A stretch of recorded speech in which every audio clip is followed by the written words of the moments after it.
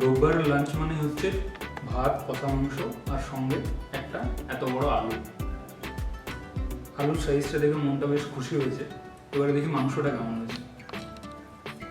মাংসটা exactly right amount of tenderness, খুব বেশি সফট নয়, খুব বেশি সফট হলে ভাতের সঙ্গে খুব একটা ভালো লাগে না।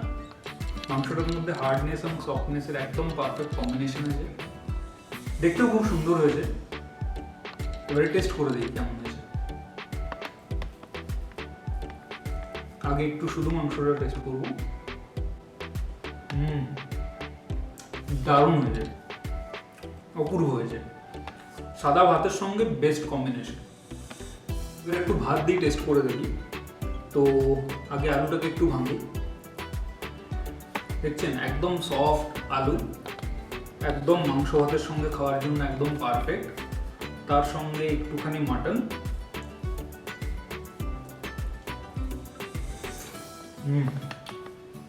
অমৃত অমৃত। আসলে মাংসের সঙ্গে আলুটা ছাড়া ঠিক হয় না। এখানে যথেষ্ট বড় মাপের একটা আলু পেয়েছি আমি, তার সঙ্গে পারফেক্টলি কুক মাটন, সঙ্গে সাদা ভাত, আর তার সঙ্গে রোববারের দুপুর।